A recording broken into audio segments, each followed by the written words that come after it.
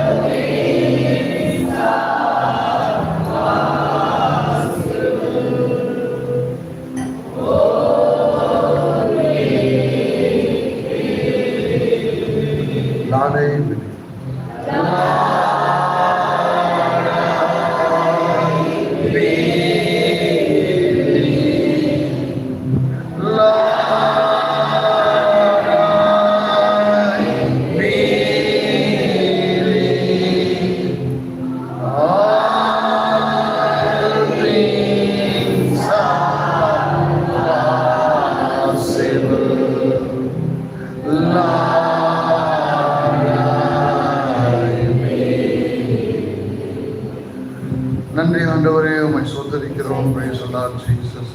மகிமைப்படுவீராக ஆண்டவர். நாம் காலை வேளையில் வாசித்த வேத பகுதி திருக்குறள் வெளிப்படுத்தல் 2ஆம் அதிகாரம் 12வது வசனத்திலிருந்து. வெளிப்படுத்தல் 2வது அதிகாரம் 12வது வசனத்திலிருந்து. பெர்கமு சபையின் தூதனுக்கு நீ எழுத வேண்டியது என்னவெனில், இருபுறம் கருப்புள்ள பட்டயத்தை உடையவர் சொல்கிறதாவது, கவனிக்கவும், உன் கிரியைகளையும் சாத்தானுடைய சிங்காசனம் இருக்கிற இடத்தில் நீ குடியிருக்கிறதையும், நீ என் நாமத்தை பற்றி கொண்டிருக்கிறதையும், சாத்தான் குடிக்கொண்டிருக்கிற இடத்தில் உங்களுக்குள்ளே எனக்கு உண்மையுள்ள சாட்சியான அந்திப்பா என்பவன் கொல்லப்பட்ட நாட்களிலும் என்னை பற்றும் விசுவாசத்தை நீ மறுதறியாமல் இருந்ததையும் அறிந்திருக்கிறேன். ஆகிலும் சில காரியங்களை குறித்து உன் பேரில் எனக்கு குறைவு உண்டு. விக்கிரகங்களுக்கு படைத்தவைகளை புசிப்பதற்கும் வேசித்தனம் பண்ணுவதற்கும் ஏதுவான இடரலை இஸ்ரவேல் புத்திரர் முன்பாக போடும்படி பாலாக் என்பவனுக்கு போதனை செய்த பீலேயாமுடைய போதகத்தை கை கொள்ளுகிறவர்களும் உன்னிடத்தில் உண்டு. அப்படியே நிக்கோலாய் மதசுடைய போதகத்தை கை கொள்ளுகிறவர்களும் உன்னிடத்தில் உண்டு. அதை நான் வெறுக்கிறேன். நீ மனம் திரும்ப, இல்லாவிட்டால் நான் சீக்கிரமாக இடத்தில் வந்து என் வாயின் பட்டயத்தால் அவர்களோட கூட யுத்தப்பட்டுவேன். சொல்லிக்கலாம். ஆண்டவரே, அருமையானவரே, கிருபை நிறைந்தவரே, நாங்கள் உம்மை நம்பி உம்மை விசுவாசித்து இந்த கூட்டத்தையும் இந்த ஊழியத்தை நாங்கள் செய்து கொண்டிருக்கிறோம். இது ஒருபோதும் மாறாமல் அது மகிமையிலே கர்த்தருடைய சித்தத்தின்படி வார்த்தையின் ஒழுங்கின்படி இதை நடைபெற நான் விரும்புகிறேன், வாஞ்சிக்கிறேன்.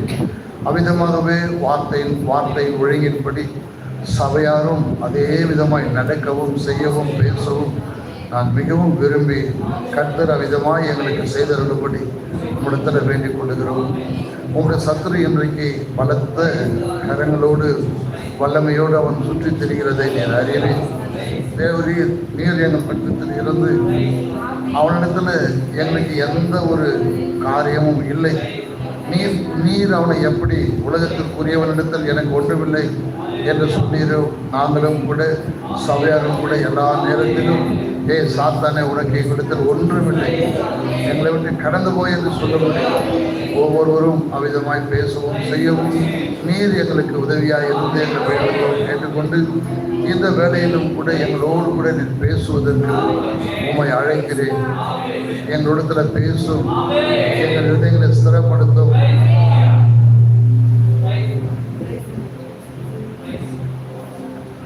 அக்கறையிலே நாங்கள் உம்மோடு சேர்ந்து கொள்கிற வரையிலும் நாங்களும் உமக்கு எல்லா விதத்திலும் கீழ்ப்படிந்து நடந்து அக்கறைக்கு வர நாங்கள் விரும்புகிறோம். அவ்விதமாகவே எங்களுக்கு செய்தருளப்படி சொல்லி கனத்தையும் மகிமையும் கொண்டு வரும் இயேசு கிறிஸ்துவின் நாமத்தில் செபிக்கிறோம் பிதாவே, ஆமென்.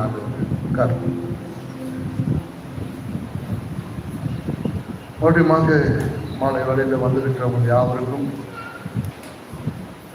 அன்பின் தேவனாயிருக்கிற இயேசு கிறிஸ்துவின் நாமத்திற்கு நன்றிகளையும் சோதனையும் செலுத்தி உங்களை வாழ்த்தி உங்களை தேவன் ஆசிரியக்கும்படியாக நான் கேட்டுக்கொள்கிறேன். நான் நேரடியாக செய்திக்கு போகிறேன். நேரம் குறைவாக இருக்கிறபடினால சற்று கூர்ந்து கவனிக்கும்படி கேட்டுக்கொள்கிறேன். நான் வாசித்த இந்த பகுதி பெர்கமு சபை காலத்திற்கு தேவன் நமக்கு அறிவித்த ஒன்று. மறுபடியும் உங்களை நீங்கள் அறிந்திருந்தாலும் மறுபடியும் சொல்ல விரும்புகிறேன். சபை காலங்களில் ஒவ்வொரு சபை காலங்களிலும் இன்றைக்கு நாம் பரிசுத்த ஆவியானவரை நினைவு கூறுவது போலவே அவரும் கூட ஒவ்வொரு காலத்திலும் அவர் இறங்கி வந்து அந்த சபையை நடத்தினதை நாம் பார்க்கிறோம். எப்படி தெரியும்னா, அந்த சபை காலங்களில் தேவனானவர் பேசுகிறார்.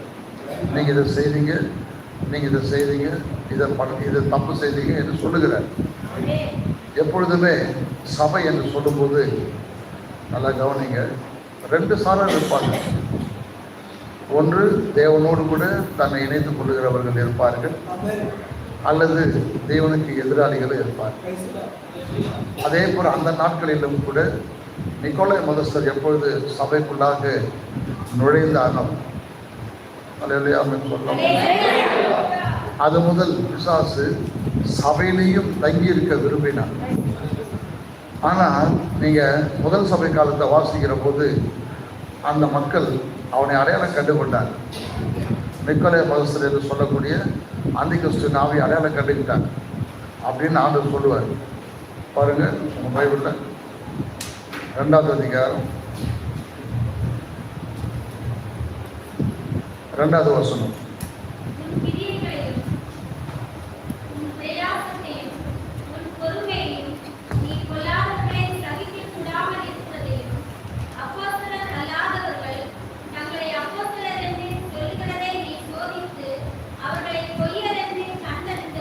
அதெல்லாம் கண்டுபிடிச்சிட்டாங்க.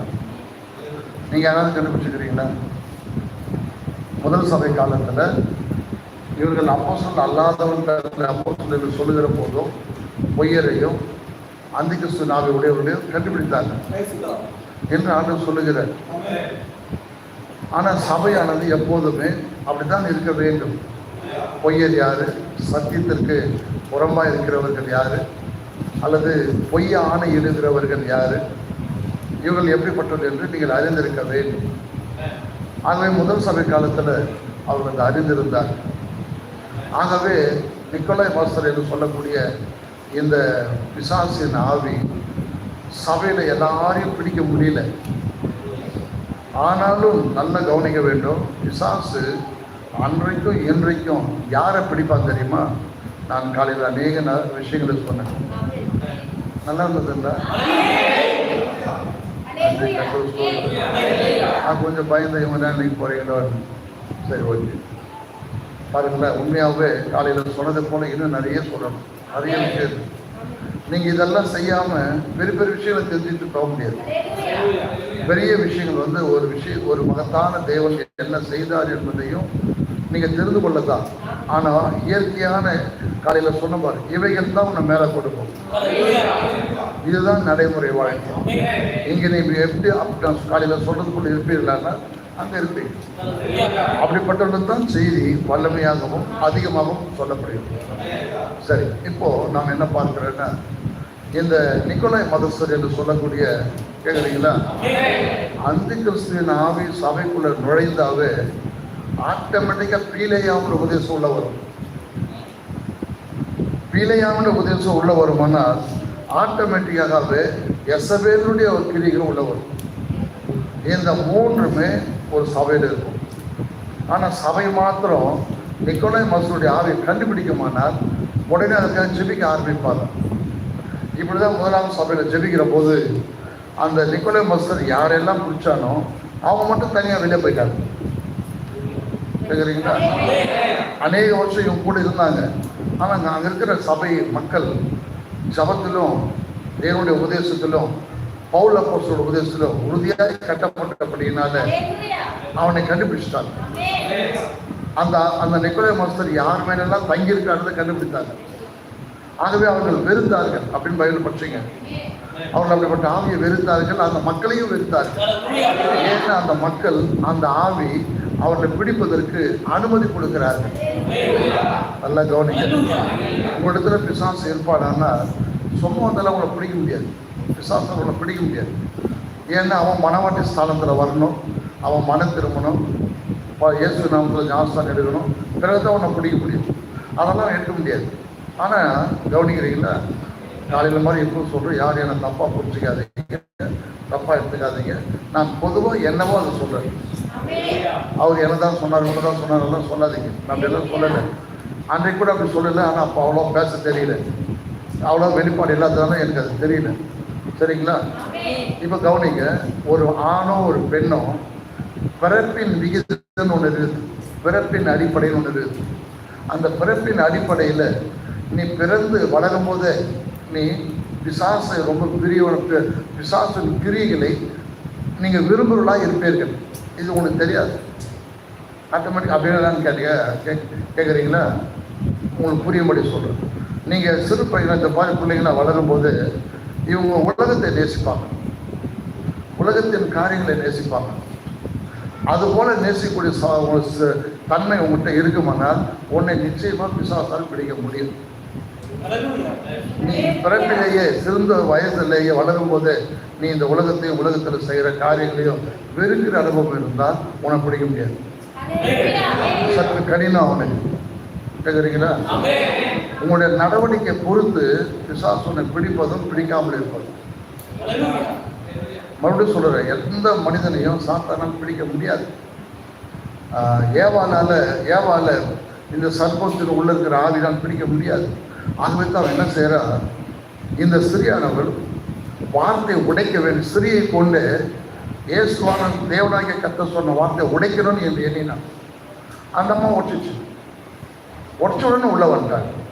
இன்னைக்கு கூட அப்படிதான். நீங்களும் இந்த வார்த்தை உடைப்பது என்றால் என்ன? சொல்றதை கேட்காம போகிறது, கீழ்ப்படியாமல் போகிறது, அல்லது வார்த்தை ஏற்றுக்கொள்ளாமல் போகிறது. இயற்கையாகவே இந்த சுபாவம் கிட்ட இருக்கும். எனக்கு தெரியாது, நீங்கள் நான் சொன்ன பிறகு ஆராய்ந்து பாருங்கள், உங்களுக்கு அது தெரியும். சில நேரத்தில் நீங்கள் சபைக்கு கூட சும்மா வருவீங்க. சில நேரத்தில் நான் சபைக்கு போய்த்தான் ஆக வேண்டும், என் ஜீவன் சபையோடு கட்டப்பட்டு இருக்கிறது என்ற உணர்வு உனக்கு வந்திருந்து சபையில் சொல்லக்கூடிய செய்தி தான் என்னை கருகி கொண்டு போகும் என்று வருவீர்களானால் இப்போ பிசாசாலோட பிடிக்கிறது கஷ்டமா இருக்கும். இன்னொரு விஷயம், பிசாசு உங்களை பிடிக்கிறது இன்னொரு விஷயம் என்னன்னா, அவனுடைய சிந்தைகளை உங்க சிந்தையில போடுவாங்க. நீங்க அந்த தட்டி விடாம ஏற்றுக்கொண்டு வச்சீங்கன்னா கொஞ்சம் கொஞ்சமாக அவனை பிடிச்சிடும். இப்படிதான். ஆனா நீங்க பிசாசு பிடிச்சிட்டு ஆடுறாங்க பாரு, அப்படி ஆட மாட்டீங்க, அது வேறு வகை. அது ஆனால் சாத்தாரால் நீங்க பிடிக்கப்பட்டு அவனும் நீயும் ஒன்னா இருப்பீங்க. இதை நான் இன்னொரு செய்தி, ஏன்னா நேரம் நான் கம்மியாக இருந்ததுனால நான் செய்து கொள்ள போகிறேன். அடுத்த வாரம் வரும்போது எப்படி அது அவன் எப்படி உங்களை பிடிக்கிறான், நீங்கள் எப்படி அவனுக்கு கீழ்ப்படுகிறீங்க, எப்படி ரெண்டு பேரும் ஒன்றாக்கிறீங்கன்றதை நான் அடுத்த வாரம் சொல்கிறேன். நான் இதை நிறுத்திட்டு செய்து கொள்ள போகிறேன். ஏன்னா நேரம் குறைவாக இருக்குது. நான் 7-8 முடிக்கணும்னு நினைக்கிறேன். சரிங்களா? ஆகவே இப்படி தான் நிக்கோலாய் பாத்திஸ்தருடைய ஆவி சபைக்குள்ளாக புகுந்து ப்ராஃபிட் என்ன சொல்றாரு, இந்த நிக்கோலாய் பாத்திஸ்தருடைய ஆவி, அந்த ஆவிக்கு யார் கீழ்ப்படிவார்கள் என்று பிசாசு அறிந்தானோ அவரை பிடிக்கிறான் அப்படின்னு முதல் சபை காலத்தில் சொல்றாரு. எத்தனை பேர் புரியுது? அதே இல்லையா? ஆமான்னு சொன்னது நான் அப்பதான் அடுத்த பகுதிக்கு போக முடியும். நீங்க இந்த பூமியில நான் காலையில் சொன்னது போல சாதாரண மனிதர்கள். நீங்க பைபிள் சொல்லுது மண்ணான மனிதர்கள். பவுல் சொல்றாரு, நீங்கள் மண்ணானவர், தேவனும் குயவனானவர், குயவனுக்கு மண்ணின் மேல் எல்லா அதிகாரம் உண்டு. நீ அவ்வளவுதான், நீ ஒன்றும் சிறந்த நபரெல்லாம் கிடையாது. என்றைக்காவது ஒரு ஆணோ பெண்ணோ நான் சிறந்தவர்கள் என்று பேசுவார்கள் என்றால் அவர்கள் மேல் பிசாசு ஆகி வரும், கண்டிப்பா வரும். நான் தான் என்று சொல்லக்கூடிய நபர்கள் யாரும் இருந்தால், ஏன்னா பிசாசுல தன்மையே அப்படிதான். அவன் தன்னை பெரியவனாக்கிக் கொள்ள விரும்புகிறான், அல்லது ஆண்டவருக்கு சரிசமமாக இருக்க விரும்பினான். அப்படிதானே? அப்படிதான் பைபிள்ல பார்க்கணும். நான் பரலோகத்துக்கு ஏறுவேன், மகத்தானவருக்கு ஒப்பாவேன் அப்படிதானே சொல்றேன் ஏசாயா 14. இவர்களும் கூட அதே மாதிரி மற்ற யாருக்குமே ஒத்து போக மாட்டாங்க. இவங்க சொல்றதுதான் மற்றவங்க கேட்கணும் என்பது போல காணப்படக்கூடிய ஆணா இருந்தாலும் பெண்ணா இருந்தாலும் இப்படிப்பட்டவர்களை பிசாசு சுலபமாய் பிடித்து விடுவார். அதன் பிறகு பார்த்தீங்கன்னா இவங்க செய்கைகளையும் கிரியைகளையும் கவனித்து பார்ப்பீங்கன்னா இவங்க அவன் பேசுறதே இவன் பேசுவான், அவன் எண்ணுவதையே இவங்க எண்ணுவாங்க. இது அப்படியே இருக்கும். ஆனால் அவன் அப்போது நாங்கள் தான் பைபிள் படிக்கிறோமே, சபைக்கு வரோமே, ஜபம் பண்ணுறோமே, எல்லாத்தையும் அனுப்புவான், உத்தரவு கொடுப்பான். சரி போ, சபைக்கு போ, பைபிள் படி, ஜபம் பண்ணணுவான். ஆனால் வெளிப்பாட்டை கொடுக்க மாட்டான். ஒரு மனிதனுக்கு இந்த நாட்களில் வெளிப்பாடு என்கிற ரெவலேஷன் தான் முக்கியமானது. இயேசு சொல்கிறார், வெளிப்பாடு இல்லாமல் தேவனுக்கு பிரியமா இருப்பது கூடாத காரியம். அதெல்லாம் வரணும். நீ அது உனக்கு இல்லாத போது பிசாசு உடனே தடை செய்வான், அதை பெறாதபடிக்கு. ஏன்னா இயேசு என்ன சொல்றாரு, இந்த கல்லின் மேல், கல் என்றால் வெளிப்பாடு, என் சபையை கட்டுவேன், பிசாசு மேற்கொள்ளாதுன்னு. சரிங்களா? வெளிப்பாடு உள்ளவர்கள் என் சபை, அவர்களும் பிசாசு மேற்கொள்ளாது. இந்த கல்லின் மேல் என் சபையை கட்டுவேன், பாதாளத்தில் வாசல்களை மேற்கொள்ள முடியாது. சரிங்களா? அப்போ உன்னை மேற்கொள்ளக்கூடிய அந்த ஆவி கூட இருப்பதற்கு காரணமே நீதான். நீதான். அவன் தானா வந்து உன்னை பிடிக்கவே முடியாது. நீ அதை நேசிக்க வேண்டும், அவனுடைய கிரிகளை நீ நேசிக்க வேண்டும். அவனுடைய கிரிகள் எல்லாம் உலக பிரகாரம் நடக்கிற சம்பவங்கள் அல்லது அநேக சமயங்களில் உலகத்தாரோடு கூட ஒரு பெரிய ஒரு ஃப்ரெண்ட்ஷிப் வச்சு இருப்பேன். உனக்கு தெரியாது பாருங்க, இயேசு என்ன சொல்றாரு, பைபிள் என்ன சொல்லுகிறது, விசுவாசிக்கும் அவிசுவாசிக்கும் பங்கு இல்லை. விசுவாசி அவிசுவத்தோடு சேராத. எகிப்திலிருந்து வெளியே வரும்போது ஏன் தேவன் எகிப்திலேயே அவங்க தேவனை ஆராதிக்கும்படி அனுமதிக்கலை?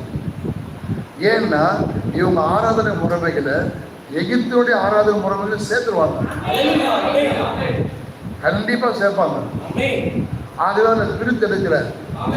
பிரித்து தனியா வரும்போது இவரால் எகிப்து அனுபவத்தை செய்ய முடியாது. ஏன்னா மோச இருக்கிறார் அங்கே, அவரோட தீர்க்கதரிசி, அவர்கிட்ட தேவன் பேசிடுவார். புரிதல் அவங்களுக்கு ஒரே ஒரு தப்பு செய்தால் கூட அவங்க லட்சக்கணக்கான பேர் இருந்தாங்க, நம்ம 100கணக்கான பேர் தான். லட்சக்கணக்கான பேர்ல ஒரு ஆள் தப்பு செய்தா கூட மோசைக்கு தெரிஞ்சிடும். அல்லேலூயா. ஆகானுடைய சப்ஜெக்ட் உங்களுக்கு தெரியும் நினைக்கிறேன், தெரிஞ்சிடும். அதே போல தாத்தான் போறார். இவங்க மோசைக்கு 20 ஆண்டு பேசுறாங்க, லட்சக்கணக்கான அவங்க உட்காந்துக்கிறாங்க. கரெக்டா மோசை கண்டுபிடிக்கிறான், என்ன ஆண்டு சொல்லிடுவார். புரியுதுங்களா? ஆகவே உங்களுடைய ஆராதனை முறைமைகள் வார்த்தையின் அடிப்படையில் மட்டுமே இருக்க வேண்டும். அதோடு கூட வேற எதையுமே நீ சேர்க்கக்கூடாது. சரிங்களா? ஆனா தேவன் இல்லாத ஜனங்களோட நீ சேர்க்கும் போது அவங்க பேசுற பேச்செல்லாம் உனக்கு பிரியமா இருக்கும், சந்தோஷமா இருக்கும். அவங்களுக்கும் தேவனுக்கும் சம்மந்தமே இல்லாதவங்க, ஆனா நீ அவங்கள்ட்ட ரொம்ப சந்தோஷமா பேசுவ, சந்தோஷமா இருப்ப. நீ அப்படி இருக்கும் போதே தெரிஞ்சுக்கலாம் நீ அவுட் பர்சன். அதாவது ஹாஸ்பிட்டல் சொல்ற அவுட் பேஷண்ட். இப்ப இல்லை, நாள் வரும் பொறுத்திருந்து பாருங்க, உனக்கும் தேவனுக்கும் சம்மந்தம் இல்லாமல் போகும். நீ தான் உன் வாயினால் ஆண்டவரே இயேசுவை கூப்பிட்டு நிற்ப. அவர் உன்னை சந்திக்க முடியாது. ஏன்னா அவர் என்ன சொல்றாரு அதுதான் நீ செய்யணும். நீ என்ன சொல்றது அவர் செய்ய முடியாது. அல்லேலூயா. நான் இப்படி சொல்றேன், பைபிள் என்ன சொல்றது அதான் நீ செய்யணும். நீ என்னெல்லாம் சொல்ற அதெல்லாம் செய்ய முடியாது. அல்லேலூயா. இப்போ என்ன ப்ராஃபிட் சொல்றாரு, என்ன ஏன் எகிப்து தேசத்திலேயே அவங்க தேவனை துதிக்க தேவன் அனுமதிக்கவில்லை என்றால், ஏற்கனவே அவங்க அந்த மக்களோட பழகி வளர்ந்திருக்கிறார். அவங்களுடைய செய்கைகள் கிரிகளை எனக்கு தெரியும். இப்ப தொழுது கொள்ளும் போது கூட அவங்க எப்படி தொழுது கொண்டாங்களோ அதே முறை இவனை பின்பற்றுவாங்க. ஆகவே தேவனாகிய கர்த்தர் அவரை வெளியே கொண்டு வருகிறார். புரியுதுங்களா? அந்த தேவன் எப்போதும் ஒரே நபர் தான். இடத்துல அவர் என்னவா இருந்தாலும் இப்போ அப்படிதான் இருப்பாரு, நடுவில் எந்த காலத்தில் அப்படிதான் இருப்பாரு, நம்ம கரைக்கு போனாலும் அப்படிதான் இருப்பாரு. அவர் மாறாதவர். நீ தான் மாற வேண்டும். லூயா. அவர் மாற வேண்டிய அவசியமே அவருக்கு இல்லை. உனக்கு ஏற்ற மாதிரி அவர் மாற முடியாது, நீ தான் அவருக்கு ஏற்ற மாதிரி மாறணும். அதே லூயா. புரியுதுங்களா? இதை நீ கண்டிப்பா செய்து ஆகணும். எனக்கு வேதம் இப்படி சொல்லுது, நான் இப்படிதான் செய்வேன். வாயில இல்லை, கிரியையில. பைபிள் தான் சொல்றது, ஒரு விசுவாசம் என்பது வாயினால அல்ல இருக்கிறதுன்னு சொன்னார். அது ஒரு செய்ய, இதை யாரும் சொல்ல வேணாம், நான் உனக்கு அனௌன்ஸ் பண்ற, அறிவிக்கிறேன், நீயே நீ எப்படி நடந்து பாருங்கள. நீங்க இயற்கையாகவே வார்த்தையில் அடிப்படையில் வரமாட்டீங்க, ஆனா வருவீங்க, போவீங்க, ஜாபம் பண்ணுவீங்க, அதெல்லாம் இருக்கும். அதனால நீ ரைட் பர்சன், அதனால நீ மேலே போயிடணும்னு அர்த்தம் கிடையாது. இதை நான் சொல்லல, இந்த பிரடம் சொல்றாரு, செய்தி பட்சம் தான் தெரிஞ்சிருக்கும். நீ எவ்வளோ நல்லவர்களாக இருக்கலாம், அருமையானவர்களாக இருக்கலாம், நல்லா ஜெபம் பண்ணலாம், நல்ல அருமையான இருக்கலாம், ஆனால் நீ மேலே போக முடியாது. நீ மேலே போவதற்கான ஒரே வழி, ஒரே அமைப்பு, உன் பேர் அக்காண்டு எழுதியிருக்கணும். உலக தோற்றம் முதல் அடிக்கப்பட்ட ஆட்டுக்குட்டியுடைய சிவபுஸ்துல பேர் எழுதப்பட்டவர். இவர்கள் உலக தோற்றம் முதல் இருக்கிறாங்க, புரியுதுங்களா? காலையில் மாதிரி இருக்கிறீங்களா? ஆகவே இது தேவனுடைய தீர்மானம். இதை இன்னும் ஆழப்படுத்தி சொல்ல இந்த பிரணாம் வந்தாரு. என்னை நான் ஏன் இப்படி சொல்றேன்னா, நான் உங்களில் ஒருவன். உங்களுடைய செயல்கள்லாம் எனக்கு நல்லாவே தெரியும். அல்லேலூயா. என்னால் அதை பார்த்துட்டு உன்னை சும்மா விட முடியாது. ஆகவே நான் உனக்கு அதை அனௌன்ஸ் பண்ணணும். எப்படி சொல்றேன்? பப்ளிக்ல பொதுவில் சொல்றேன், ஆனா குறிப்பிட்ட நபராகி உனக்கு என்னதான் சொல்றாரு உனக்கு தெரியும். அல்லேலூயா. அப்படின்னு எண்ணுவாயானால் அது உனக்கு தான். ஆனா நான் பொதுவாக சொல்றேன், ஏன்னா ஒருவேளை அது போல சில பேர் இருக்கலாம், நான் பாராத நபர்கள். ஆகவே உங்களுக்கு அதை எச்சரிக்கையாக முன்னாலே சொல்றேன்.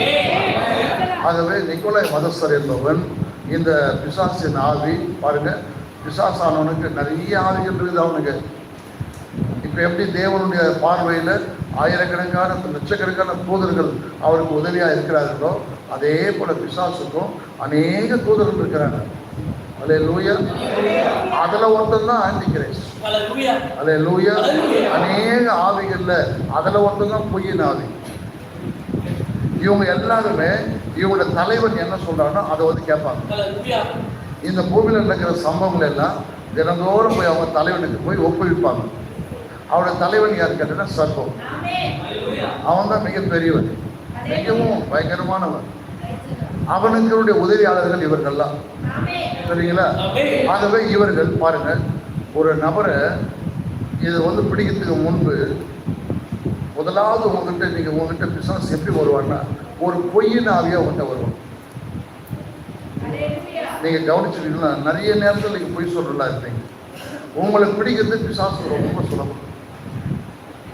ஆகவே தான் பைபிள்ல நான் பொய் உதடுகளை அருவருப்பேன் என்று நீ அதை செய்யக்கூடாது. தப்பா இருந்தாலும், உன்னை தப்பா புரிஞ்சுக்கிறாலும், உன்னை துரத்தினாலும், என்ன பண்ணாலும் உண்மையை பேசு. ஏன்னா எதிராளி உன்னை பார்த்துனேங்கிறான். எவரில் விழுங்கலாமோ என்று அல்லது எவரில் பிடிக்கலாமோ என்று வகை தேடி சுற்றி திரிகிறான் பைபிள் சொல்லுது. ஆகவே நீ கவனமா இருக்கணும். எது வரைக்கும் still death are still Jesus coming. நீ இருந்துதான் ஆகணும். அல்லேலூயா. நீ இருக்க தவறினா இவன் பிடிச்சிட்டு போயிடுவான். இவன் உன்னை பிடிச்சானே உனக்கு தெரியாது. நிறைய பேருக்கு பிசாசு என்னை பிடிச்சிருக்கான்னு தெரியாது. என்னை போன்ற ஆட்கள் தான் உன்னை பார்க்கும்போது உங்கள்கிட்ட பேசும்போது புரிஞ்சுப்பாங்க, சரிங்களா? ஆகவே நீங்க கவனமா இருந்து அனுதினமும் பைபிள் வாசித்து, செபித்து, செய்தி வாசித்து இருப்பீங்கன்னா நீங்களே உங்களுக்கு எதிராய் வரக்கூடிய வியாதியை கண்டுபிடிப்பீங்க. நான் அப்படிதான் அநேக சமயத்தை பார்க்கிறேன். இன்னொரு சமயம் அவன் என்கிட்ட வர்றதுக்கு காரணம் என்னன்னு யோசிப்பேன். எங்கேயாவது ஒரு தவறு செய்திருப்பேன். ஆகவே எதுக்கு அவன் வரான்? நான் பார்த்து அனுபவத்தை சொல்றோம். எங்கேயோ இடத்துல ஒரு சிறு தவறு செய்திருப்பேன். இது என்ன, உன்னை கண்காணிக்கக்கூடிய நபர்கள் ரெண்டு பேர், ஒருவர் தேவன், இன்னொருவன் பிசாசு. ஆகவே நீ எங்க மாற்றுவியோன்னு பார்ப்போம். அது அப்படித்தான் பேர் சொல்லுது, எவர்களை பிடிக்கலாமோ என்று பகை தேடி. இதெல்லாம் நீங்க கவனமா இருக்கணும். அந்த வேத வாக்கியத்தெல்லாம் நீங்க அசாதாரணமா எண்ணக்கூடாது. ஏன்னா தேவனாய் கர்த்தருக்கு சிறந்த விதத்தோடு போதிச்சு நீ தான் கவனிக்க வேண்டும். சரிங்களா? சரி, ஓகே. ஆகவே இந்த நிக்கோலாய் மாஸ்டர் என்ன செய்துட்டான்? சபைக்குள்ள நுழைஞ்சிட்டான். நுழைஞ்ச உடனே சபையானது ரெண்டு பிரிவினை ஆகிப்போச்சு. அடுத்த சபை காலத்துக்கு சிவனா சபைக்கு போகும்போது இந்த பிரிந்தாங்க பாரு. உண்மையான சபையிலிருந்து அவங்க ரொம்ப ஆக்ரோஷம் வளர ஆரம்பிச்சாங்க. மூன்றாவது சபையாகிய பெர்கமுக்கு வரும்போது இவர்கள் நேரடியாகவே எஸ்கோபிலியஸ் என்கிற தெய்வத்தை வணங்கினார். எஸ்கோபிலியஸ் என்றால் சர்ப்பம் அர்த்தம். சரிங்களா? நான் சில படங்கள்ல உங்களுக்கு காமிச்சிருக்கிறேன். அந்த படத்துல கூடவே சர்ப்பங்கள் இருக்கிறதே நான் உனக்கு காமிச்சிருக்கிறேன். எஸ்கோபிலியஸ் என்றால் அது சர்ப்பம். அவர்கள் நேரடியாக சர்ப்பத்தை வணங்கின ஒரு காலம் தான் இந்த பெர்கமு சபைக்காலம். இதிலிருந்து இந்த பொல்லாதவர்கள் அதிகமா வளர ஆரம்பிச்சார். அப்படி வளர்ந்த போது இதே காலத்துல தான் அவர்கள் போய் ஒரு சபையை உண்டாக்கி கொண்டார்கள். அந்த சபைக்கு ரோமன் கத்தோலிக்க சபை என்று பெயர். ஆனால் துவக்கும் போது அவர்கள் ரோமன் கத்தோலிக்க சபை என்று துவங்கல, த சர்ச் ஆஃப் யூனிவர்சல் என்ற பெயரில் துவங்கினார். பிறகு அவங்க நம்ம எல்லாம் ரோமன்கள் தானே, நம்முடைய மெசேஜ் மக்கள் மத்தியில் போகணும்னா நாம் தான் அதை செய்து ரோமன் கத்தோலிக்கம் என்று வைத்தார்கள். கத்தோலிக்கம் என்றால் உலகம் முழுவதும் அர்த்தம். ஒவ்வொன்றுக்கும் ஒரு அர்த்தம் இருக்கு. கேத்தலிக் என்றால் உலகம் முழுவதிலும், ரோமன் கத்தோலிக்கர்கள் என்றால் ரோமர்கள் உலகம் முழுவதும் பரவியிருக்கார்கள். நான் ரோமன் இல்லையா அப்படின்னு சொல்லலாம். ரோமரோட உபதேசத்தை நீ கை கொண்டாலும் நீ ரோமன் தான். அப்போஸ்தலர் உபதேசத்தை கை கொள்ளுங்கள். அப்போஸ்தலர் எண்ணப்பட்டார்கள். இப்பதான் பைபிள் படிக்கிறோம். இவர்கள் அப்போஸ்தலர் எண்ணப்பட்டார்கள் பைபிள் சொல்லும் பாருங்க. ஏன்னா அப்போஸ்தலர் உபதேசத்தை கேட்டார்கள். இயேசு கிறிஸ்து உபதேசத்தை கேட்கிறவர்கள் கிறிஸ்துவ என்று சொல்லப்பட்டார்கள். அப்படிதானே? இயேசு கிறிஸ்துவனுடைய உபதேசத்தை கேட்டவர்கள் யாரோ அவர்கள் யாருமே கிறிஸ்துவ என்று அனௌன்ஸ் பண்ணப்பட்டார்கள். அதே போல சாத்தானை நேசிக்கிறவர்கள் யாரோ அவர்கள் அத்தனை பேருமே கத்தோலிக்கர்கள் அல்லது கேத்தலிக், உலகம் முழுவதும் உள்ள ரோமர்கள் என்று அழைத்தார். நீங்க தானியேலுடைய சிலை பொற்சிலையை பார்த்தீங்கன்னா கடைசி அந்த கால்கள் இரண்டும் இரும்பாக இருக்கும். இரும்பு எல்லா உபகரணங்களும் நொறுக்கிடும். அது பொண்ணாக இருக்கட்டும், வைரமாக இருக்கட்டும், ஏதாவது நொறுக்கிடும். ஆகவே இவர்கள் முழு உலகத்தை ஆளுகை செய்வார்கள் என்பதை தானியேலுக்கு தேவன் அதை காண்பிக்கிறார். இப்போ அப்படிதான் இருக்குது. இப்போ இந்த ஸ்தாபனங்கள் இங்கே இருக்கிற எல்லா ஸ்தாபனங்களும் பாருங்க, இவங்க உபதேசம் கத்தோலிக்க உபதேசம். இவர்களுக்கு என்ன ஒரு உபதேசம் கிடையாது. ஆனால் இவங்க சபையை பிரிச்சுக்கிட்டாங்க. நான் அடுத்த வாரம் எனக்கு கொஞ்சம் ஞாபகப்படுத்துங்க, சனிக்கிழமையில இந்த சபைகள் யார் யார் எப்படி பிரிச்சாங்க, அதுக்கு என்ன பேர் வச்சாங்க நம்ம பார்க்கலாம். நீங்கள் இதெல்லாம் அடையாளம் தெரிஞ்சுக்கணும். ஆகவே அவங்களுக்கு ஒரு பெயர் இருந்தது. அந்த பெயர் அவர்கள் பிரிந்து போனார்கள். நான் இந்த வேகா சொல்லணும்னா, பொதுவாக சொல்லணும்னா, ரோமன் கத்தோலிக்க சபையிலிருந்து பிரிந்த சபை லூத்தரன் சபை. மார்ட்டின் லூத்தர் என்பவர் அதை விட்டு வெளியே வரும்போது உலகம் முழுவதிலிருந்து அநேக மக்கள் வெளியே வந்தாங்க. மார்ட்டின் லூத்தர் மறித்த உடனே அந்த சபை லூத்தரன் சர்ச்சாக மாறினது. லூத்தரன் சபையிலிருந்து ஆங்கிலிங்கன் என்ற ஒரு சபை வந்தது. நான் நடுவில் நிறைய விட்டுட்டேன். ஆங்கிலிங்கன் என்ற சபையிலிருந்து மெத்தோடிஸ்ட் என்ற சபை வந்தது. மெத்தோடிஸ்டிலிருந்து பெந்தோஸ்ட் சபை வந்தது. சரிங்களா? இவங்க அத்தனை பேரும் எங்கிருந்து வராங்க? ரோமன் கத்தோலிக்கிலிருந்து வராங்க. இவருடைய உபதேசம் அதன் ரோமன் கத்தோலிக்க அடிப்படை தான். சரிங்களா? ரோமன் கத்தோலிக்கத்தோட அடிப்படை என்னன்னா, இயேசு தேவன் அல்ல, மனிதர்கள் தேவனாக இருக்க முடியும். இதுதான் அவன் உபதேசம். இந்த ரோமன் கத்தோலிக் சபையில் இருக்கிறவங்க அந்த ஃபாதருக்கு சொல்லுவீங்க. உண்மையாகவே அவருக்கு விகாரிஸ்ட் என்று பெயர். விகாரிஸ்ட் வந்து ரோமனுடைய லெட்டர்ஸ், ரோமனுடைய எழுத்து. விகாரிஸ்ட் என்றால் இயேசுக்கு, கிறிஸ்துவுக்கு பதிலான் என்று பெயர், பதிலானவர் என்று பெயர். நீங்கள் போயிட்டு அவங்கள ஃபாதர்னு சொல்ல, ஐயா நீங்கள் விகாரிஸ்ட்னு கேட்டு பாருங்க, ஆமான்வாங்க.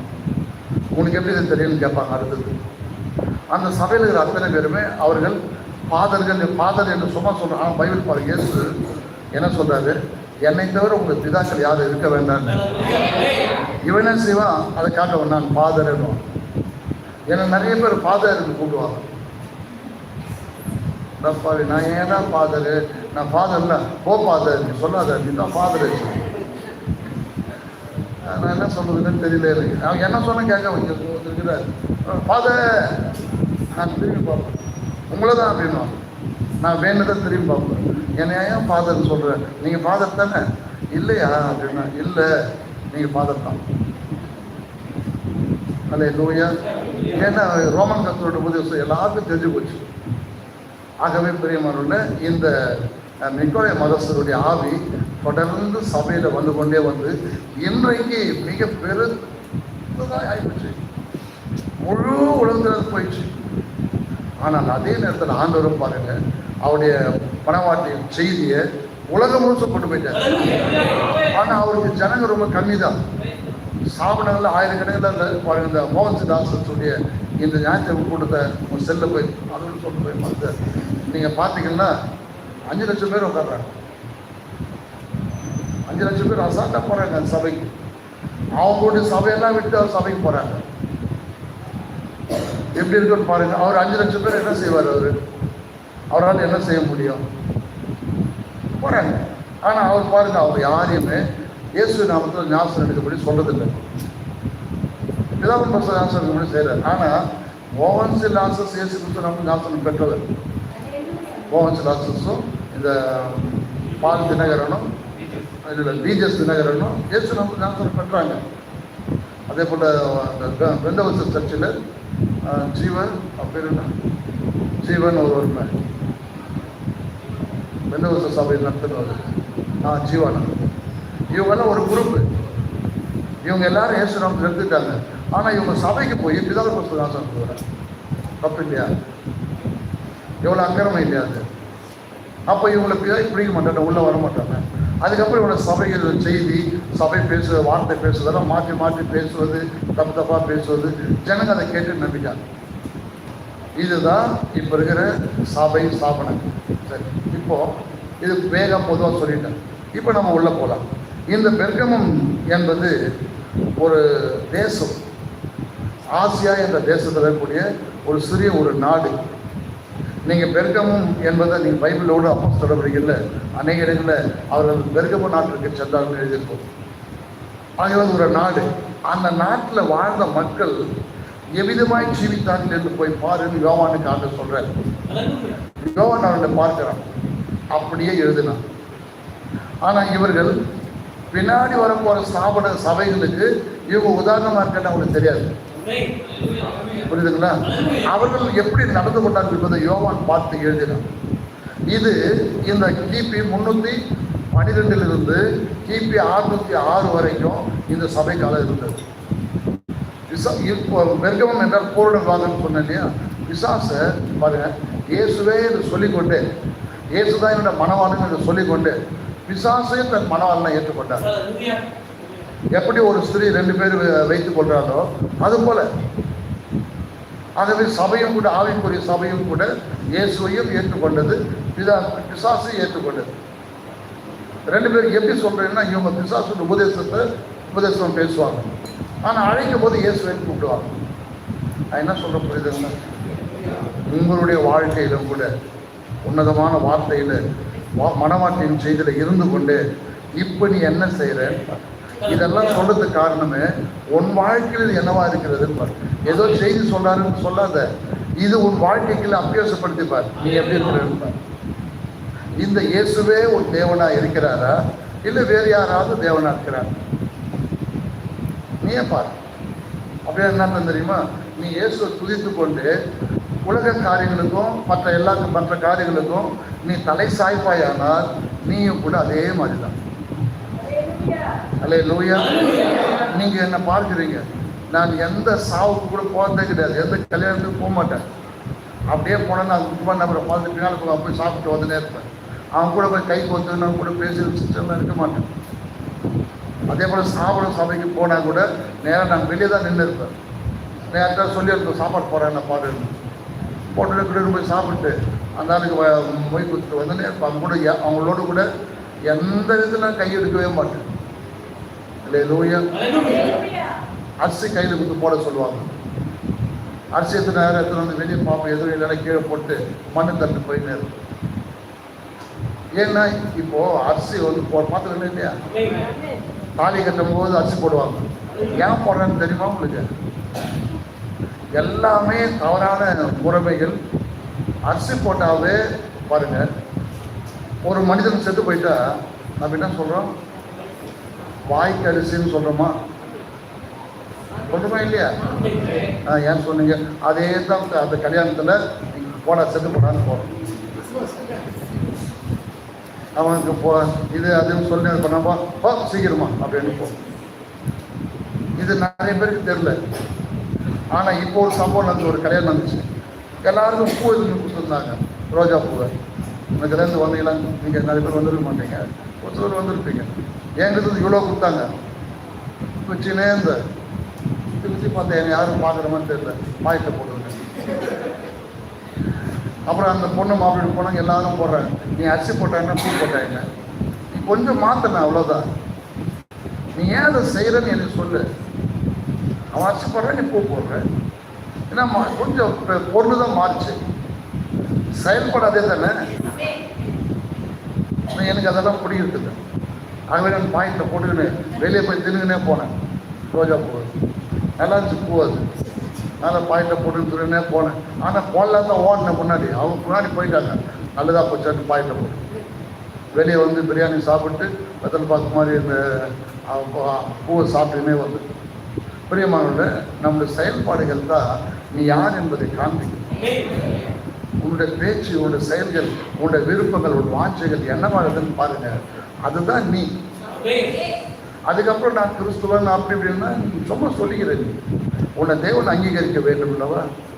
தேவன் அங்கீகரிக்கிறாரான்னு பாருங்க. பண்ண மாட்டேன், பண்ண முடியாது. ஏன்னா அவர் ரொம்ப ஸ்ட்ரிக்டானவர். உங்களுடைய கர்த்தராகிய இயேசு கிறிஸ்து மிக மிக ஸ்ட்ரிக்டானவர். இப்படிதான் செய்யணும், இதை மாறி சொல்ல என்ன விட்டு நீக்கி போடுவார். இதெல்லாம் ஞாபகம். சரி, இப்போ இந்த நிக்கோலாய மாஸ்டர் என்ன செய்யறான்? மெதுவாக போயிட்டு பெர்கமு சபைக்கு வரும்போது தன்னுடைய அதை உபதேசமாகவும் கிரியைகளாகவும் மாற்றிட்டான். பாருங்க, நம்ம புரியுதா நான் என்ன சொல்றேன்னு? நிக்கோலாய மாஸ்டர் வெறும் பேச்சா மட்டுமே இருந்தது. பிறகு அடுத்த சபை 2 சபை காலத்துக்கு வரும்போது அந்த பேச்சு அப்படியே உபதேசமாக மாறினது. அந்த உபதேசம் கிரியைகளாக மாறினது. அதை தான் நீங்கள் வேதத்தில் படிக்கும்போது இயேசு என்ன சொல்றாரு? உங்களுடைய உபதேசத்தை உன் கிரியைகளை நான் வெறுக்கிறேன். அல்லேலூயா. அதிலிருந்து சபையானது, இந்த தவறான சபையானது அதிகமாக பெருகி இதிலிருந்து அது பிரிஞ்சு, அதுலேருந்து அது பிரிஞ்சு, அதுலேருந்து பிரிஞ்சு, இவங்க எல்லாத்துக்குமே தாய் சபை ரோமன் கேத்தலிக். அல்லேலூயா. இப்போ அவங்க ரொம்ப பெருகி நிற்கிறார். தானியல் கண்ட தரிசனத்தில் சூப்பரான தரிசனத்தை ஆர்டர் கொடுத்தார். இந்த பொற்சிலையோ நல்லா வான உயரம் நிற்குது. எல்லாரும் பார்த்து ஆச்சரியப்பட்டு கொண்டிருக்கிறாங்க. மலையிலிருந்து கைகளால் பெயர்க்கப்படாத அப்படின்னா யாருமே அதை எடுக்கல. ஒரு கல் மலையிலிருந்து பெயர்ந்து தானாகவே உருண்டு வருது. ஒரு உருண்டு வரும்போது இந்த கல் இவ்வளோ பேர் கல்லாக மாறும். இன்னும் கொஞ்சம் உருளும் போது இந்த பெருசு இவ்வளோ பெருசாக மாறும். இப்படி உருண்டுகளே கீழே வரும்போது மிகப்பெரிய கல்லாக மாறி அந்த சிலையினுடைய கால்களின் மேல் மோதிற்று என்று தானியேல் புஸ்தகம் 2ஆம் அதிகாரம் சொல்லும்.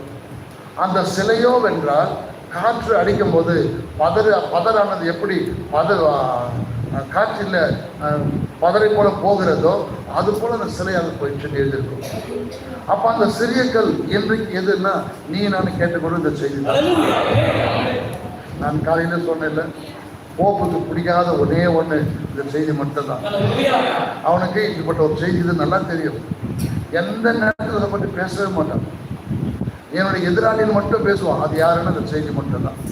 இந்த செய்தி மட்டும்தான் நேரடியாக அவனுக்கு எதிர்க்கும். அல்லேலூயா. இன்றைக்கு நம்ம இந்த செய்தியில் 4 பேர் 5 பேர் தான். ஆனால் உலகம் பூரா நம்ம பற்றி தெரியும். இந்த அரக்கோணம் பூரா நம்ம பற்றி தெரியும் இல்லையா? உங்களை பற்றி உங்கள் ஏரியாவில் தெரியும் இல்லையா? தெரியாதா? தெரியாதாம்மா? தெரியாதா? தெரியா? நீ யார் என்பது நல்லாவே தெரியும். இவங்க நம்ம செய்தி சபை போலெல்லாம் இல்லை. இவங்க வித்தியாசமானவங்க நல்லாவே தெரியும். இன்னும் நீ கொஞ்சம் பிரபலமாக எல்லாருக்கும் தெரிஞ்ச மாதிரி இருந்தேன்னா உங்களுடைய உபதேசம் என்னன்னு அவங்களுக்கு தெரியும். உங்களோட சேரவே மாட்டாங்க, உங்களோட ஒத்துக்கவே மாட்டாங்க. இதுதான் அடி அவங்களுக்கு. அது நீ நினைப்ப அவன் என்னை ஏற்றுக்கல நினைப்ப. இல்லை, ஏற்றுக்கல. உன்னை பார்த்து பயப்படுறாங்க. செய்தி விதமாக நிற்க பயப்படுறாங்க. அவரால் நிற்க முடியாது. உனக்கு எதிராக நின்று பேச முடியாது. பேசிதான் பாடம் ஓடி போவாங்க. உனக்கு நின்று பேச முடியாது. ஆகவே இந்த கடைசி நாளில் இந்த செய்தியானது ஏசாயாவுக்கு இயேசுவான் தேவனானவர் சொன்னது போலவே ஒரு செய்தி வரும். அது முழு உலகத்திற்கும் பெரிதாய் காணப்படும். அப்போது அநேகர் அதை நோக்கி ஓடி வருவார்கள் என்று சொல்லப்பட்டது. இந்த செய்தி மட்டும்தான் மேலே உங்களை கொண்டு போகும். எந்த ஸ்தாபன செய்தி உங்களை கொண்டு போகாது. ஏன்னா அவர்களால் அந்த மக்களை எப்படி ஆயத்தம் பண்ணணும்னு தெரியாது. அல்லேலூயா, கேக்குறீங்களா? இப்போ நம்ம இது வரைக்கும் எவ்வளோ மெசேஜ் கேட்டிருக்கோம். ஆனால் காலையில் பேசணும் பாருங்க, இது போல இன்னும் நிறைய இருக்குது. நீங்கள் அதை கேட்டால் தான் நீங்கள் சரியாவீங்க. நீங்கள் செய்தி என்பது உங்களுக்கு ஞானத்தையும் அறிவை மட்டுமே தரும். சற்று ஒரு பயபக்தியும் தரலாம். ஆனால் இந்த காலையில் சொன்னதை நீங்கள் கேள்விப்படுவீங்க, அதை செய்வீங்க என்றால் மகிமைக்கு போகிறதுக்கு நீங்கள் ஆயத்தமாகறீங்க. அப்படிப்பட்டவர்களுக்கு செய்தி அறிவிக்கப்படுகிறது. தன்னை ஆயத்தம் பண்ணுகிறவர்களுக்கு. அல்லேலூயா, யெகோவாவின் செய்தி உனக்கு அறிவிக்கப்படுகிறது. இதாங்க செய்தி. சரிங்களா? ஆகவே நீ அவிதமாகத்தான் இருக்க வேண்டும். சரி, நான் நேரமாக ஒரு அரை மணி நேரத்தில் நான் முடிக்கிறேன். இருபுறமும் கருப்புள்ள பட்டயத்தை உடையவர் என்று என்னும் வாக்கில் தேவத்துவத்தை குறித்து அது வெளிப்பாடு அதில் அடங்கியிருக்கிறது. மூன்றாவது சபை காலத்தில் தேவன் என்ன சொல்றாரு? மூன்றாவது சபைக்கு உன் கிரிகளையும் 12வது வசனம், இருபுறமும் கருப்புள்ள பட்டயத்தை உடையவர் சொல்லுகிறதாவது என்று எழுதியிருக்கிறது. அப்போ இருபுறமும் கருப்புள்ள பட்டயத்தை உடையவர் யாரு? இயேசு கிறிஸ்து நமக்கு தெரியும். ஆனால் ப்ராஃபட் என்ன சொல்லுகிறார்? இந்த வார்த்தை என்பது தேவத்துவத்தை குறித்த ஒரு வெளிப்பாடு. அல்லேலூயா. எபேசு சபையின் காலத்தில் மாறாத தேவனாக அவர் தம்மை வெளிப்படுத்தினார் என்பது உங்களுக்கு ஞாபகம் இருக்கும். சிவன சபையின் காலத்தில் அவர் ஒரே உண்மையுள்ள தேவன் என்றும் அவரை தவிர வேறு யாரும் இல்லை என்றும் அறிவுறுத்தினார். பெர்கமு சபை காலத்தில் அவர் வார்த்தையாக வெளிப்படுகிறார். 2 சபை காலத்தில் அப்படி இல்லை அவர். அல்லேலூயா. நீங்க பைபிள் வாசிக்கும் போது எந்த அதிகாரத்தை விசேஷமாக வெளிப்படுத்த விசேஷம் வாசிக்கும் ரொம்ப நிறுத்தி நிதானமா ஜபத்தோடு வாசிங்க. ரொம்ப சூப்பரான விஷயங்கள்லாம் கர்த்தர் வெளிப்படுத்துவார். சரிங்களா? கேட்குறீங்களா பிரியமானவர்களே? ஆகவே இங்கே இந்த 3வது சபைக்கு தான் அவர் வார்த்தையின் அடிப்படையில் வார்த்தையாக மக்கள் மத்தியில் தன்னை வெளிப்படுத்துகிறார். அல்லேலூயா. தேவனுடைய வார்த்தையானது ஜீவனும் வல்லமையும் உள்ளதாக இருக்கிறது என்று எபிரேயர் 4:12 வாசிக்கிறோம். படிங்க. எபிரேயர் 4:12 கொஞ்சம் வேகமா.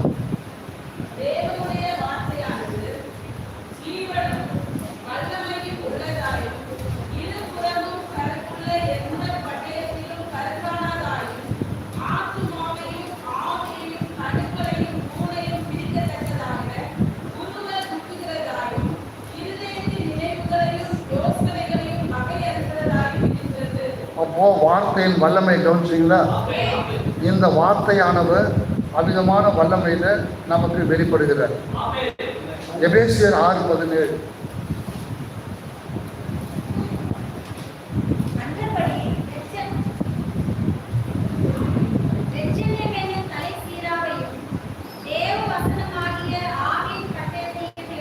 பார்த்தீங்களா? இன்னைக்கு உங்களை எதை எடுத்து சொல்றாரு? ஆவியானவருடைய பட்டயமா இருக்கக்கூடிய வார்த்தை. அப்போ இருபுறமும் கருக்குள்ள பட்டயம் என்றால் என்னது? வார்த்தை, வல்லமை உள்ள வார்த்தை என்ற அர்த்தம். அப்போ இந்த பெர்கமு சபைக்கு அவர் எப்படி வெளிப்படுகிறாரு? வார்த்தை என்ற விதத்துல தன்னை வெளிப்படுத்தி காண்பிக்கிறார். ஆனா மற்ற 2 சபையிலும் நான் தான் அவர் எப்பவுமே வார்த்தை தான். ஆனா முதல் 2 சபை காலத்துக்கு அப்படி அவர் தன்னை வெளிப்படுத்தல. 3ஆம் சபை வரும்போது தான் அவர் தன்னை வார்த்தை என்று தன்னை வெளிப்படுத்துகிறார். அல்லேலூயா.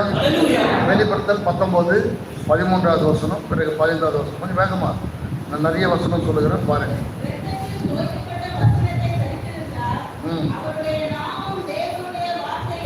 இப்போ இந்த இருபுறம் கருப்புள்ள பட்டத்தை வைத்து யாரு? தேவனாகிய வார்த்தை. அல்லேலூயா. இந்த சபைக்கு அவிதமாய் வெளிப்படுகிறார். ஆனால் இந்த சபை காலத்தில் அவர்கள் அவிதமாக புரிந்து கொள்ளவில்லை. ஏன்னா அவங்க நிறைய சாத்தானுடைய தொழுகைக்கு உள்ள போயிட்டாங்க. கேட்குறீங்களா? 15வது வசனம் 19:15.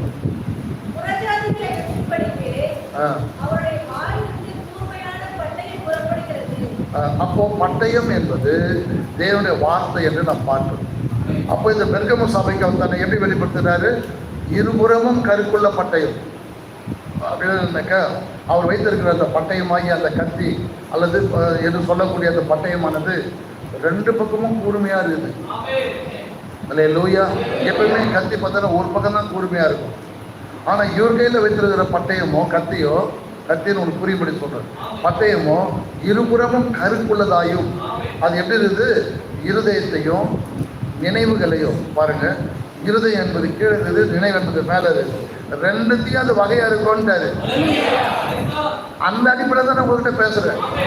வார்த்தையின் அடிப்படையில் தான் நீங்க இப்படி நீங்க அப்படி செய்யாதீங்க அப்படி பலன் எந்த அடிப்படையில் தான் அதை புரிந்து கொண்டதுனால தான்.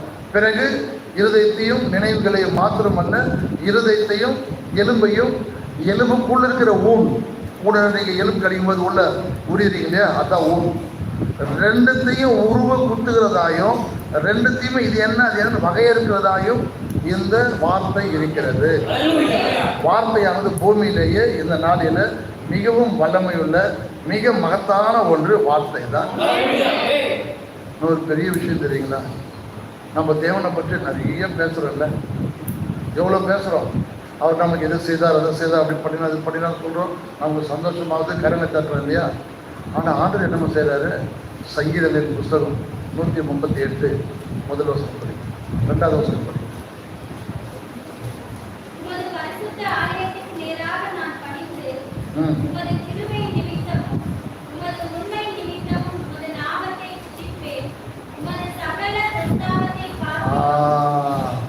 பிதாவுடைய தேவனுடைய சகல பிரஸ்தாபங்கள் என்னது? செங்கடலை ரெண்டா பிளந்தார். எரிகோவை சுற்றி வந்தாங்க, தானை வெடிஞ்சு உழுந்து போச்சு. 5 அப்பம் 2 மீனை பங்கிட்டு கொடுத்தார். காற்றையும் கடலை இறையாத என்ன, இதெல்லாம் அவருடைய பிரஸ்தாபம். நல்லா கவனிக்கல. இப்படி அவருடைய மகத்தான பிரஸ்தாபங்களை பார்க்கிலும் படி அவருடைய சகல பிரஸ்தாபத்தை பார்க்கிலும் உமது வார்த்தையை அவர் மகிழ்ப்படுத்தி இருக்கிறார். அல்லேலூயா. எத்தனை பேர் ஆமென் சொல்லுவீங்க?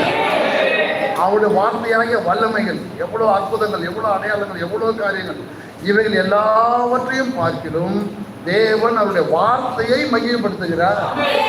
பிரியமானவர்களே, இப்ப என்ன வேணும் உனக்கு? இப்போ வார்த்தை வேணும்.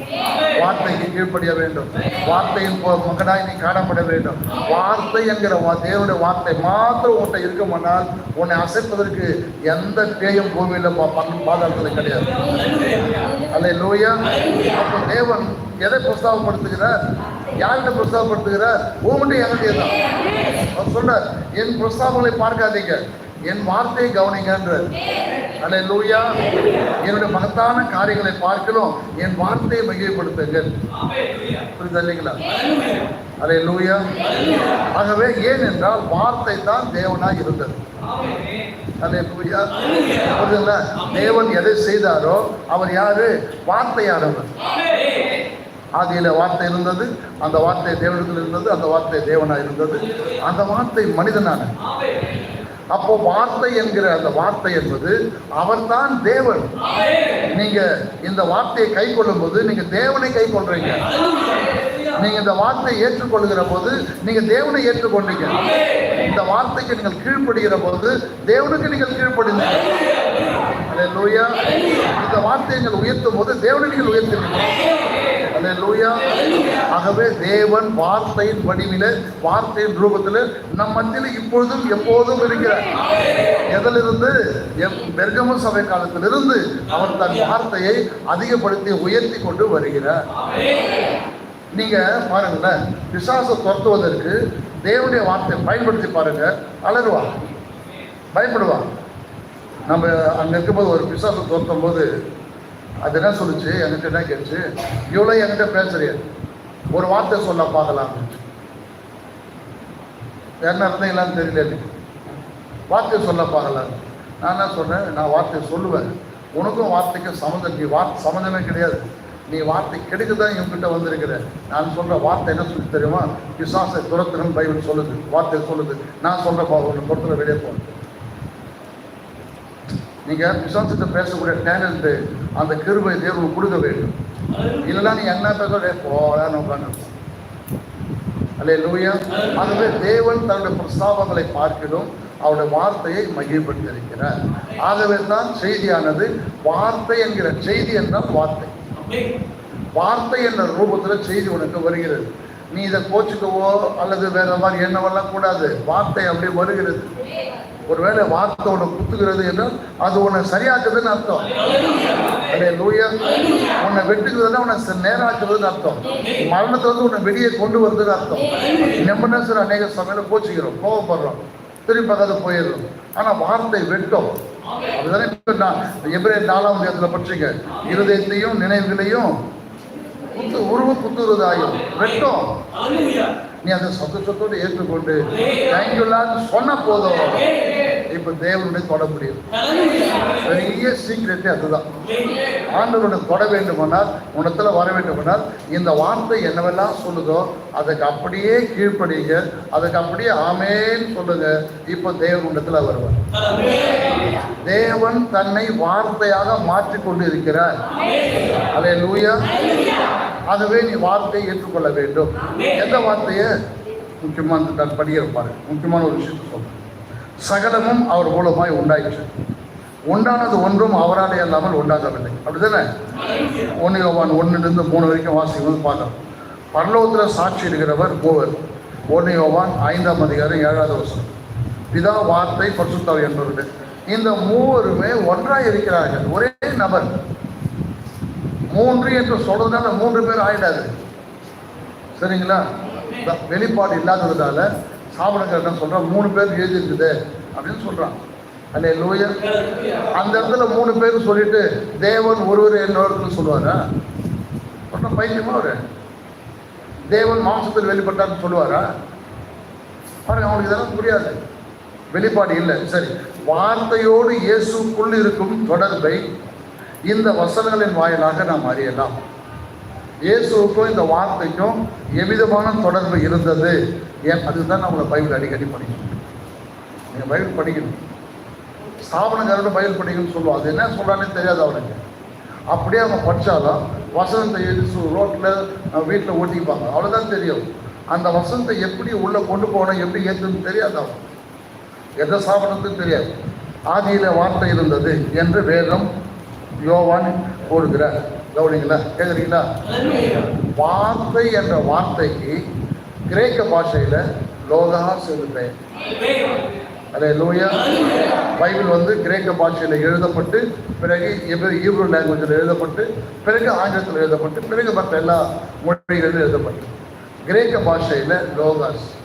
நீங்கள் கிரேக்க வேதாகமத்தை எடுத்து பார்த்தீங்கன்னா ஆதியில் லோகாஸ் இருந்தது. அந்த லோகாஸ் தேவனிடத்தில் இருந்தது. அந்த லோகாஸ் தேவனாக இருந்தது. லோகாஸ் என்பது கேட்குறீங்களா? கேட்குறீங்களா? வார்த்தையின் ரூபத்தில் இருக்கக்கூடிய ஒருவர்னு அர்த்தம். அல்லேலூயா. புரியல? இப்போ பிதாவாகிய தேவன் ஆவியான, போன வாரம் உங்ககிட்ட பேசுறது ஞாபகம் வச்சு, அவருக்கு உருவம் இல்லை இல்லையா? ஆவியினால உருவம் கிடையாது. ஆனா லோகாஸுக்கு உருவம் இருக்குது. புரியுதுங்களா? இப்போ அல்லேலூயா. வார்த்தையின் சரீரம். அதை இன்னொரு பாஷையில் நாம் என்ன சொல்றோம்? அதே பாஷையில் கிரேக்கில் தியாபனி என்று சொல்லுகிறோம். தியாபனி என்பது தேவனால் பேசப்பட்டு உருவாக்கப்பட்ட ஒரு சரீரம். அல்லேலூயா. இது எப்போ வந்தது? எப்போ வந்தது இந்த லோகாசு? கொலோசையர் 1 அதிகாரம் 16வது வசனம்.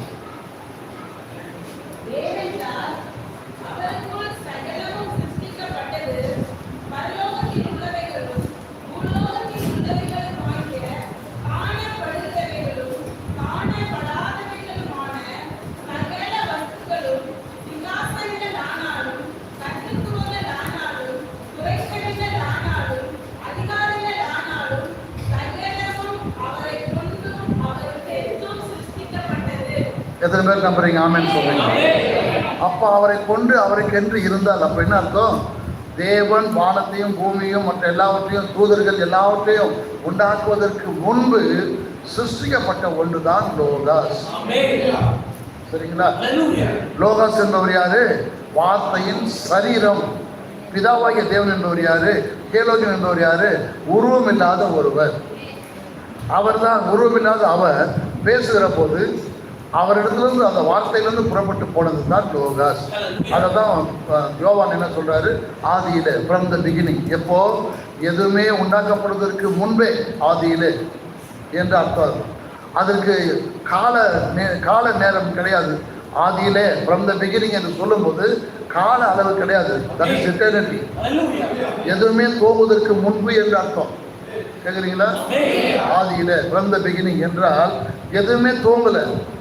அப்பொழுது இந்த லோகாஸ் புறப்பட்டு வருகிறார். கேட்குறீங்களா?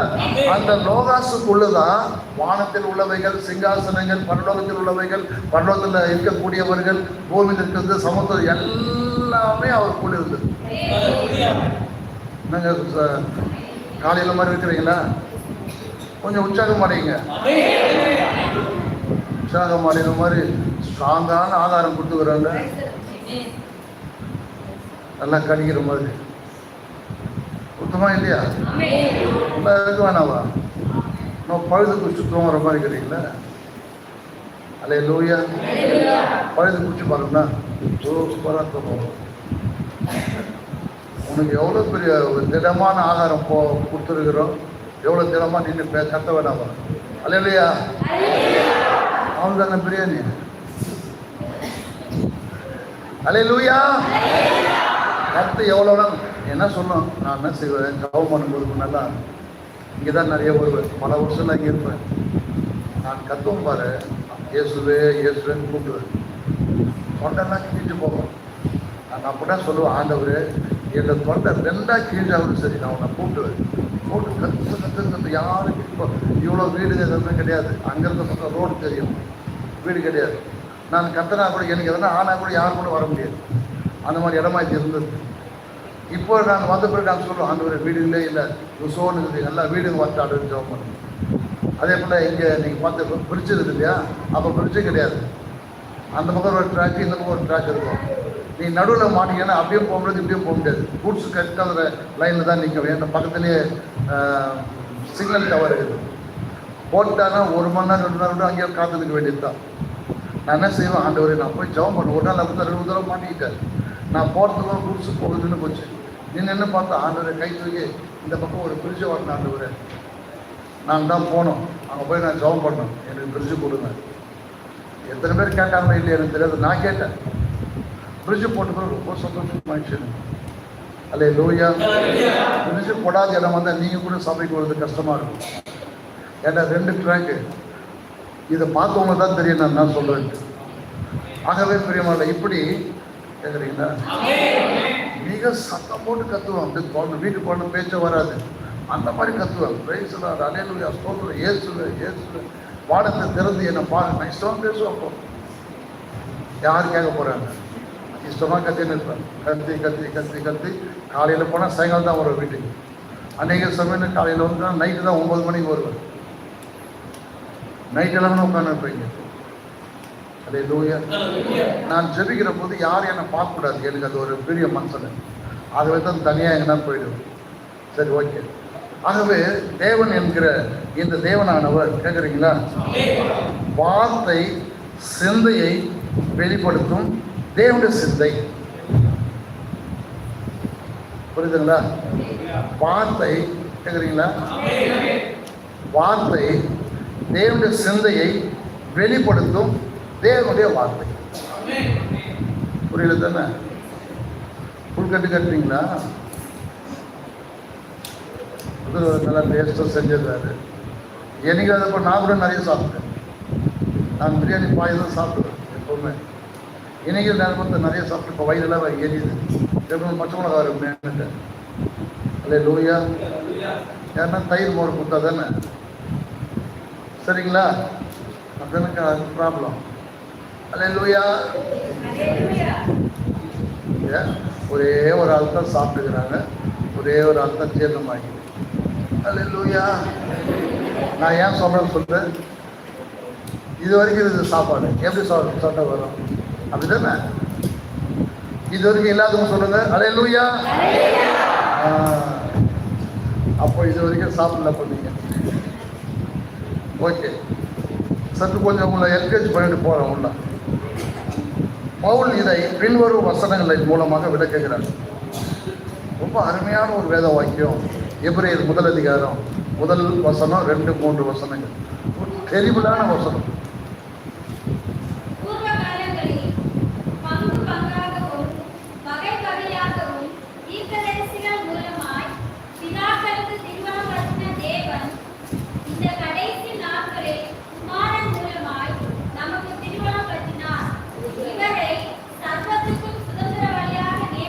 நல்ல கவனம். இயேசு எப்படி இந்த லோகாஸ் என்ற அவரை இந்த பிதாவாகிய தேவன் எப்படி கொண்டு வராரு பாருங்க. படிங்க.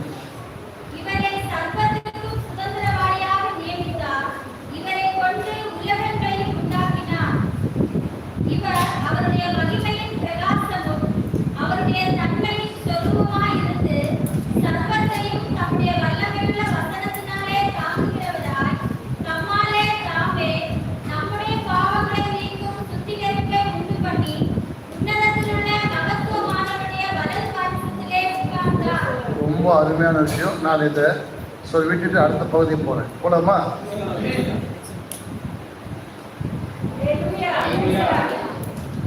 எனக்கு கொஞ்சம் பூஸ்ட் ஆர்டிஸ்ட் தானே கொடுங்களா? போக மாட்டீங்களா? அப்பதான் கேட்டேன். அல்லேலூயா.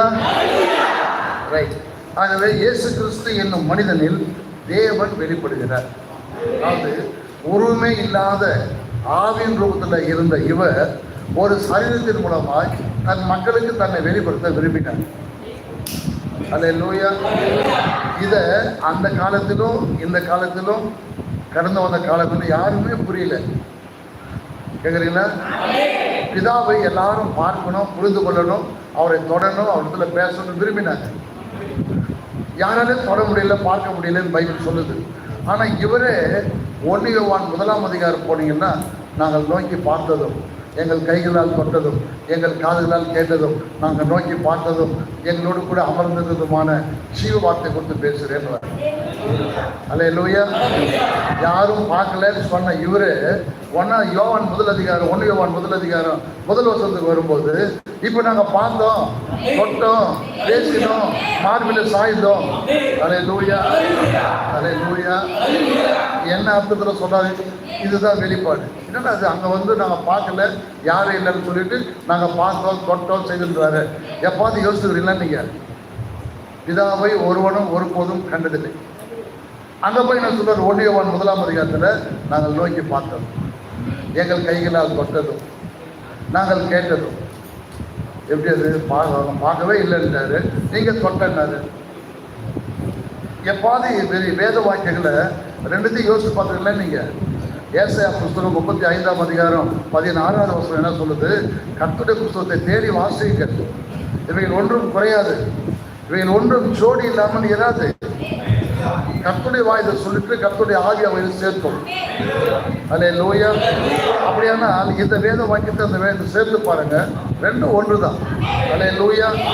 இங்க ஆவியா இருந்தவர் இங்கு மனிதனாக மாறுகிறார். அவர் வேறு யாரும் அல்ல, அந்த வார்த்தையா இருந்த அந்த வார்த்தையாக. அல்லேலூயா. சீக்கிரம் பிதாவாகிய தேவன் யாரு? வார்த்தையானவர். அவர் வார்த்தையை பேசினார், லோகாஸ் அங்க வந்து விட்டது. அப்படின்னா லோகாஸ் யாரு? அதுதான் வார்த்தை. அல்லேலூயா. பிதாத்துவத்தின் மகத்துவம் அத்தனையுமே இயேசு கிறிஸ்துவின் சரீரத்திற்குள் இருந்தது. The fullness of God முழுவதுமே இயேசு என்ற சிறிய மனிதனுக்குள் வந்துச்சு. இப்ப அவர் யாரா இருக்க முடியும்? எபிரேயர் 1:1-3 வரைக்கும் வாசிக்கிற போது ரொம்ப சூப்பராக தெளிவான, மிக தெளிவான ஒரு வார்த்தை அது. அல்லேலூயா. சூப்பரான ஒரு வார்த்தையை பயன்படுத்துகிறார். ஆகவே காலங்களில் தீர்க்கதரிசிகளை கொண்டு பேசினார். ஆனால் இந்த கடைசி காலத்தில் குமாரனை கொண்டு பேசுகிறார். அல்லேலூயா. அப்படி என்றால் வார்த்தையானவரை கொண்டு உங்களிடத்தில் பேசுகிறார். அவர்கள் அவருடைய வார்த்தை எடுத்து பேசினார்கள், இவரும் வார்த்தையாகவே பேசுகிறார். அல்லேலூயா. அல்லேலூயா. மனிதர்கள் மூலமாக பேசினவர் மனிதனில் பேசுகிறார். நடந்து வித்தியாசம் இருக்கிறது. அல்லேலூயா. இவ்வளோ விஷயத்தை பெர்கமுக்கு சொல்லுகிறார் ஆண்டவர். ஆனால் பெர்கமு சபையின் தூதன் தீர்க்கதரிசி இல்லாததுனால் இவ்வளவு கௌரவமா பேசல. அல்லேலூயா. கேட்குறீங்களா? ஆனால் நமக்கு ஒரு தீர்க்கதரிசி இருந்தபடினால அந்த காலத்தில் நடந்தது எல்லாம் மிக சுலபமாக நம்மகிட்ட பேசிட்டார், உங்ககிட்ட பேசிட்டார். யாரை பற்றி? உங்களை உண்டாக்கினவரை பற்றி. அல்லேலூயா. உங்களை உண்டாக்கினவர் யாரு? வார்த்தையானவர். இனி எல்லா இடத்துலையும் சொல்ல விடுது, என்னுடைய தேவன் வார்த்தையானவர். பிதாவானவர் சகல பிரஸ்தாபங்களை பார்க்கணும். வார்த்தை யாருடைய வார்த்தைய? அவருடைய வார்த்தை. அவருடைய வார்த்தை தான் பின்னாளில லோகாஸாக வருகிறது. அந்த லோகாஸ் என்ற வார்த்தைக்கும் சகலமும் சுற்றியப்பட்டது. கேட்குறீங்களா? எவரும் கண்டிராதவரும் காணக்கூடாதவரும் பரிசுத்தத்தின் காரணத்தினால் யாரும் நெருங்கக்கூடாதவருமான ஆவியான தேவன் இப்போது மாம்ச கூடாரத்தில் மனிதரிடையே வாசம் செய்து தேவனுடைய பரிபூரணத்தை அவர்களுக்கு வெளிப்படுத்தினார். சூப்பருங்க இதெல்லாம். எனக்கு நேரம் தான் இல்லை, நேரம் கடந்து போச்சு, ஈரோட வந்துச்சு. கேட்குறீங்களா? ஆகவே தேவனை ஒருவனும் ஒரு காலம் கண்டதில்லை.